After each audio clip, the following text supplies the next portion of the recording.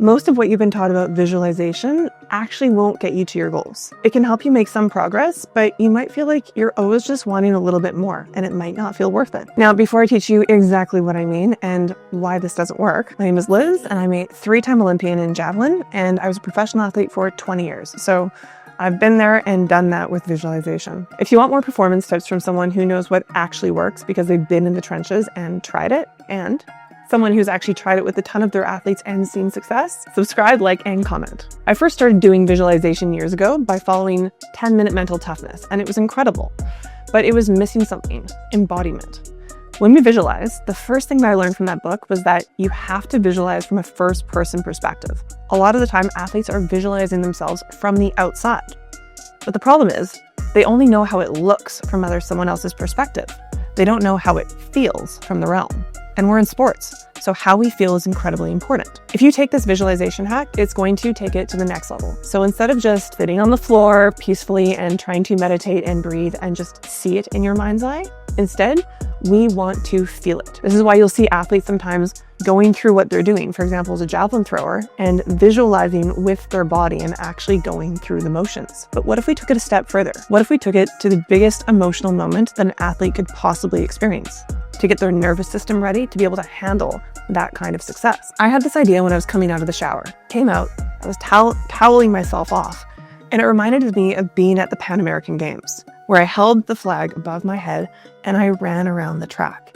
And I felt this huge stretch through my chest, and it made me smile, and it made my whole body light up. And I thought, if every single time I visualized, if every single time I got out of the shower, I did a visualization where I thought about myself winning, having a medal in my neck, and running around the track with the flag, it would have totally changed my capacity to handle success and to feel like I had already experienced it. That's great, Liz, but why should I care? And what am I supposed to do with this information? If you're an athlete, it's something that you can do every single time you finish a workout because you have to take a shower. This is the perfect time to bake in all the hard work that you've done and to associate it with success. So every single time you finish a workout, towel yourself off and give yourself a big stretch and a smile and think about all the hard work that you've done, all the good things that you did to help yourself move towards your goal, and how good it's going to feel when you run a lap around the track carrying your flag.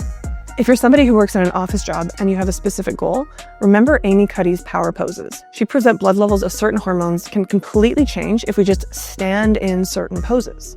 The thing is, I think we need to take it a step further.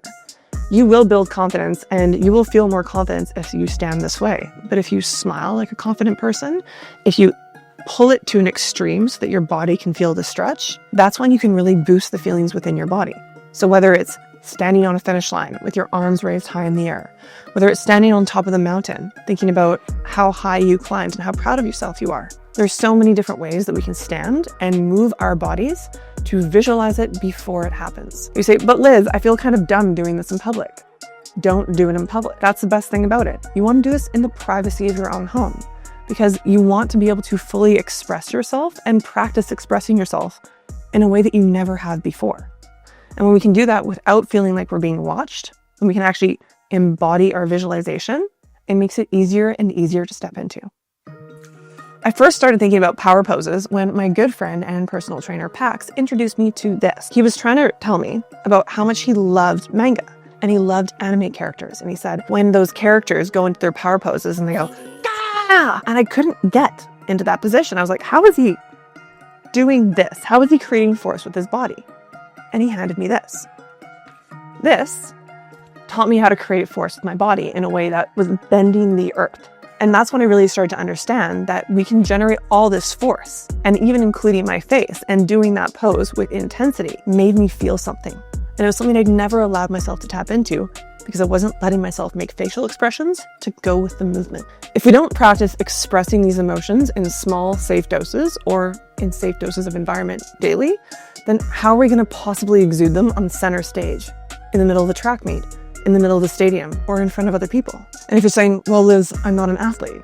Well, the thing is, if you have to work, if you have to go to a social setting, if you have to make a first impression, if you want to fully embody who you are and translate it to other people so that they can feel your own authenticity and they can know that you're genuine, We have to practice these things. When you take a concept like visualization and you actually work in the physical body, when you mix mental, emotional, and physical training all in one, you get this crazy feedback loop that actually allows you to progress at an incredible speed. Someone who's now retired, I wish I had done these things earlier as an athlete. I wish I'd understood that there is a massive feedback loop between our physicality, our emotional states, and our mental states. And when we actually take all three and we put them into practice in our training, in our visualization, in every single aspect of what it is that we are doing, amplifies how fast we learn. And it doesn't matter if you're not an athlete. If you're a person who wants to do something and wants to become someone new and become the person they feel like they're meant to be, techniques like this, actually embodying and practicing how it's going to feel, how it's going to look, and how it's going to sound, are going to help you become that person way faster than just sitting there and visualizing from a third-person perspective. Here are your next steps.